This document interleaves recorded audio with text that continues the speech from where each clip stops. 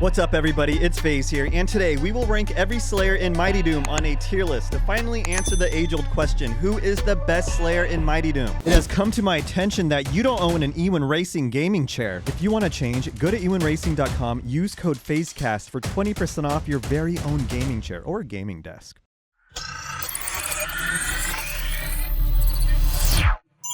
Let's start with the Mini Slayer. The Mini Slayer is a Slayer that everyone starts out with, and it has a unique skill that says chance to instantly kill enemies. And I tested this to see if I could find a rate at which it would kill enemies. And it seems to be around 2%, so the insta-kill rate should be 2% here. A problem with this is that you won't always use your normal weapon to kill enemies. You might shoot an explosive barrel or use your secondary weapon, so insta-kill might not always be effective. In addition, all Slayers have milestone bonuses, and the last two should increase the stats of all Slayers. And as you see here, the level 80 milestone bonus says all Slayers damage 2%, and that's the same as Hoppin Mad, the newest Slayer in the game. So leveling up the Mini Slayer to level 80 at some point might be very important, especially if we're going to have some type of world boss in this game. You're going to want to deal as much damage as you can. The Mini Slayer is a great Slayer, but for now, I'm going to stick them in the B tier. I was thinking about sticking them in the C tier, but the B tier is fine for now. Next, we have Crimson, and Crimson has a unique skill that will increase your damage when your health drops below 25%. I put this to the test. It will increase your normal damage by about 1.11% and your crit damage by about 11.24%. If you're looking for a Slayer to deal increased damage, this is your guy. He can carry you across stages, but it can be very difficult to keep your health below 25% the entire time, or whenever you need to. Where Crimson shines is against bosses when your health is low. He can deal a lot of damage, and he can also take out a lot of mobs, but his health has to be low, and that can be very hard to maintain. Crimson can really deal a lot of damage and carry you through stages, so for right now, I'm going to stick them in the A tier. Moving on to the Classic Slayer. The Classic Slayer has a skill that says after taking damage, gain immunity for a short duration. And this is self-explanatory. Once the Classic Slayer takes damage during a battle, a shield will activate that nullifies damage. This Slayer can be pretty useful if you are a shotgun user and like to get very close to mobs. If you take damage, the shield will activate and nullify damage after that. The Classic Slayer is totally usable, but I'm going to stick them in the B tier. I would rather have increased damage than just a shield. Next, we have Gold, and Gold is a premium Slayer with a special skill that says kills have a chance to recharge secondary weapon. And if you rely heavily on your secondary weapon to cause chaos, then this is the Slayer for you. I personally love creating Gold builds. For example, you can pair them up with a bunch of equipment. That can increase the stats of your secondary weapon. And you can also select skills in battle to enhance the performance of your secondary weapon. I did try to test his skill out, and it is kind of hard to tell how many times it will activate. And it may also be RNG dependent. However, it is very useful. It can help you cause a lot of damage and clear out a lot of stages. It can also be very effective against bosses who have mobs with them. I really like Gold. He might be the best Slayer in the game, and for now, I'm going to stick him in the S tier. Gold can carry you throughout the game. You can cause a lot of damage with your secondary weapon. Last, we have the newest Slayer in the game, Hoppin Mad. Hoppin Mad has a unique skill that says after killing 10 demons, randomly launch an explosion or spawn a health pack. So after you kill 10 enemies, you might either deal AoE damage or heal yourself for just a little bit. In some cases, you can run over a heal pack on the ground to pick it up, or wait until you clear a stage to automatically gather it. Hoppin Mad is very good against mobs, very good in chapters as well, but I might like Gold a little bit more. So for now, I'm going to stick Hoppin Mad in the A tier, right next to Crimson. I think Crimson and Hoppin Mad are both great Slayers, but I like Gold a little bit more. I like to spam the secondary weapon, clear mobs, deal damage to bosses, and more. So that's why Gold is up there, and that's why Hoppin Mad is in the A tier. That does it for today. If you would rank anything differently, let's hear it in the comments below. Thank you so much for watching. Smash like and subscribe. I'll see you later.